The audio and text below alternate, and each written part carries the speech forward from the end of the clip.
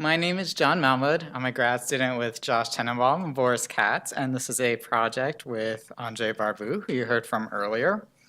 So you're probably expecting me to talk about physics-based scene and language understanding, and you would be right to expect that. So when children learn about actions like picking up and putting down and throwing and pushing, they probably don't do what current neural network approaches to action recognition do.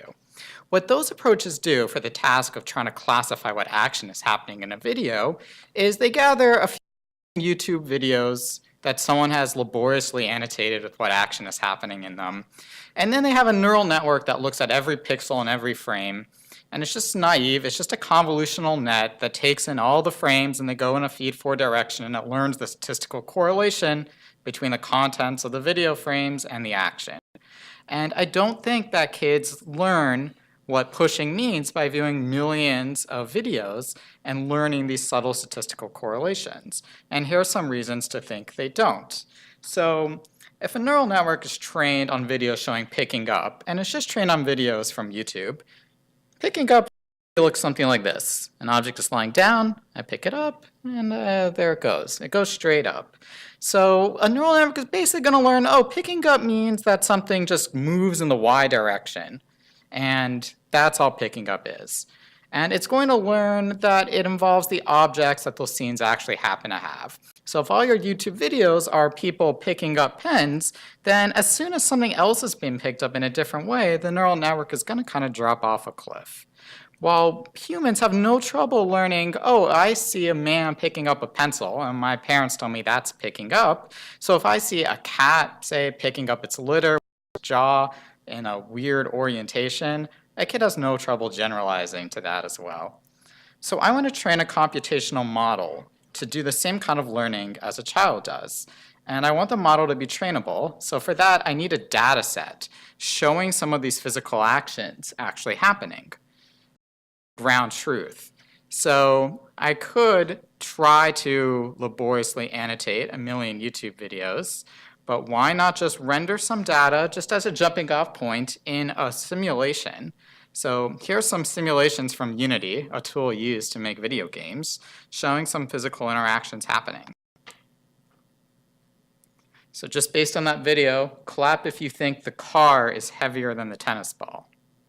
All right. Just want to have some kind of clapping since all the talks have clapping. And here's a creepy hand picking up an object. So this is work in progress. Someday that'll be a real human simulated. And here's how I'm approaching this problem. It makes use of neural networks, but it's not just a monolithic neural network. So at the bottom here, you've got some video frames. And a tracker operates over those frames. So a tracker tries to decide what object is where in the frame at each time point. So here there's a tracker for an arm and a tracker for the toy car. And you can see that it's learned which is where. And then there's a physics component to our model, where physics means explaining the positions of objects based on their interactions with other objects in the scene. So this is the ideal case of what we hope our physics system to learn. And in this case, this is somewhat realistic output from the model. In the model, things are numeric, dense vectors, but I've put some human labels on it to make it more digestible. So what it sees initially is that an arm is moving autonomously, as in it's not moving because something else pushed on it, but just because of the will of the person. Then at some point later, the arm has picked up the car, the hand has grasped it, and the physics model tells us, all right, I now see that an arm has attached to this car. And then later on, as the arm picks up the car, it says, okay, an arm is moving autonomously, and a car is moving. And you might ask, how does it know that the car is not moving autonomously as well? Because it has the more parsimonious explanation that the previous attachment between the autonomous arm and the car is now explaining the car movement.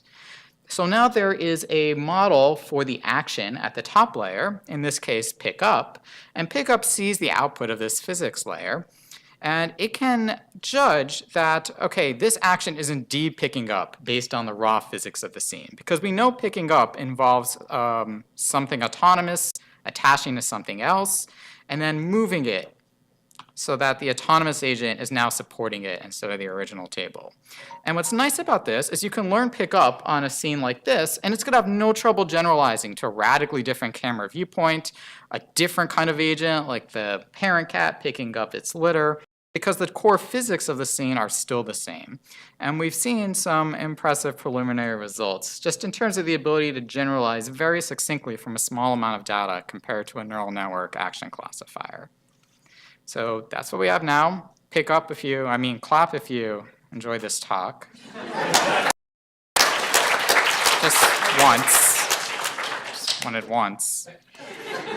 All right, so thanks to the people in InfoLab and CocoSci. Now, real clap.